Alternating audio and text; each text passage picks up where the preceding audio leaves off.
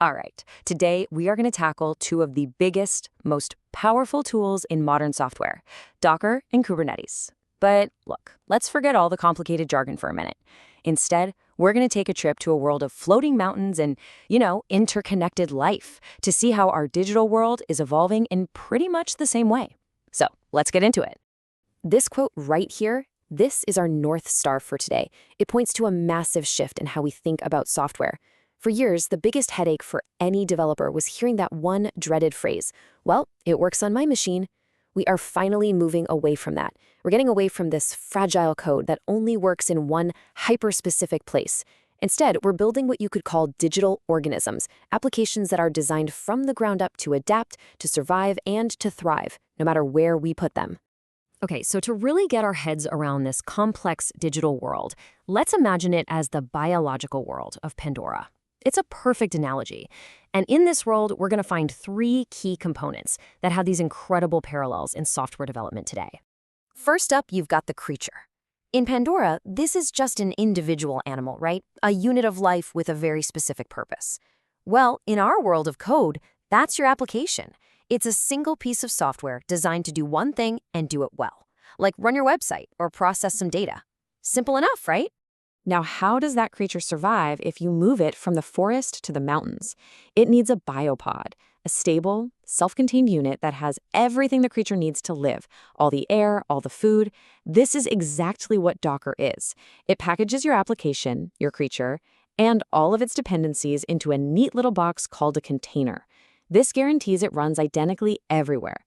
This one simple idea single-handedly solves that classic, it works on my machine problem that drove developers crazy for decades.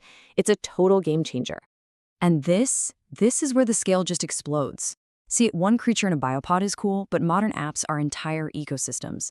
In Pandora, what connects everything? It's that planetary consciousness, AWA. In our world, that's Kubernetes. It is the neural network for our code. It's the master brain that orchestrates hundreds, even thousands of containers, healing them when they fail, balancing the load, and keeping the entire system in perfect harmony. All right, so we've got the big picture. Now for phase two, let's zoom in from that planet-wide view and see how we actually build one of these digital creatures using the basic building blocks of Docker. You know, this mapping to biology, it's just perfect. It all starts with the Docker file. Think of this as the genetic code. It's just a simple text file with the blueprint for our creature. From that genetic code, you build a Docker image, which is like a stored embryo. It's static, it's a read-only template. And then finally, you run that image, and that's when you get a Docker container, the living, breathing creature that's actually out there doing its job. And this digital lifecycle is what makes Docker so incredibly powerful. Step 1, a developer writes the code, that genetic blueprint. Step 2, you build the embryo, that static Docker image. And step 3, from that one single embryo, you can run 1 or 1,000 or 10,000 identical creatures, the Docker containers. This simple, repeatable process is really the foundation of all modern software deployment. So we can build one creature, we can build 1,000, but how do they work together?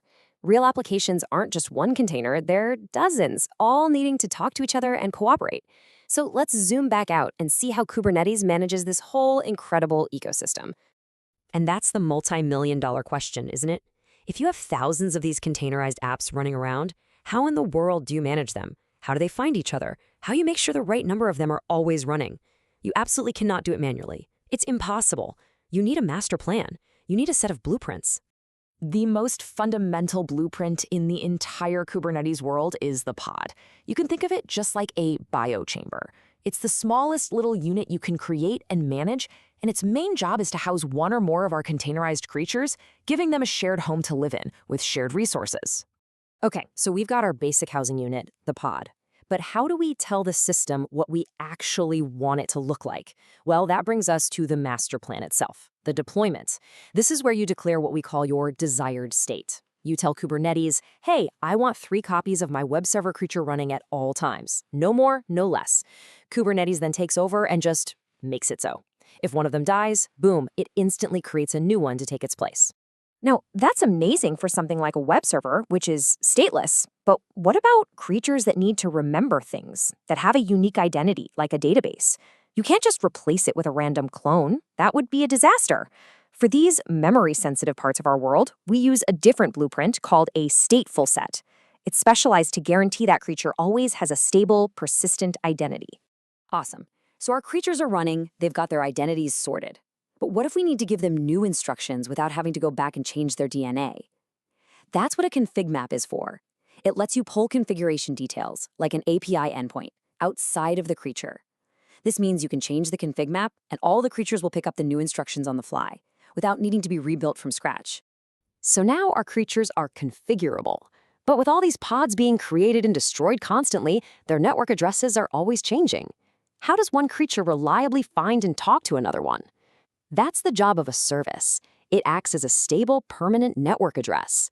So your web front end just talks to the API service, and Kubernetes handles all the complicated routing in the background to find a healthy creature to talk to. And now for the final phase. This is my favorite part. This is where we see how all these static blueprints and YAML files come together to create a dynamic, self-healing world that responds automatically to whatever the real world throws at it. So here it is, the ultimate test. You get a sudden flood of traffic. Maybe 1,000 new users hit your application all at once. In the old world, this would mean alarms are going off, frantic phone calls, manually spinning up more servers, and just praying you're fast enough. But in our Kubernetes world, the system just handles it without breaking a sweat. So how does it do that?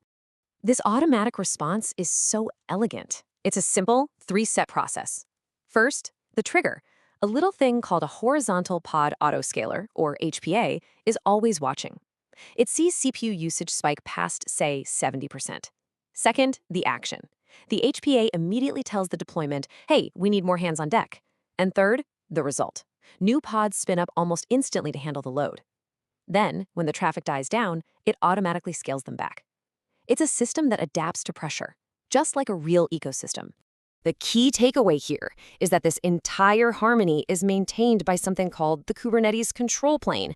You can think of it as the brain of the whole operation. It is constantly watching the state of the world, comparing it to your blueprints, your deployments, your services, and making thousands of tiny adjustments every second to make sure that reality always matches your desired state. And here's what it looks like when you put it all together in a real enterprise stack. You have your web front end, managed by a deployment.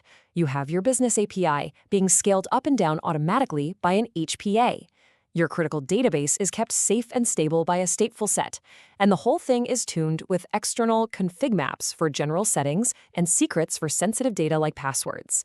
Each piece has its purpose, all orchestrated into an incredibly resilient, self-healing system. This really brings us to our final thought. The power of Docker and Kubernetes, it's not just about managing servers more efficiently. It is a fundamental shift in how we build software. We're moving from building fragile, static structures to building resilient, dynamic ecosystems.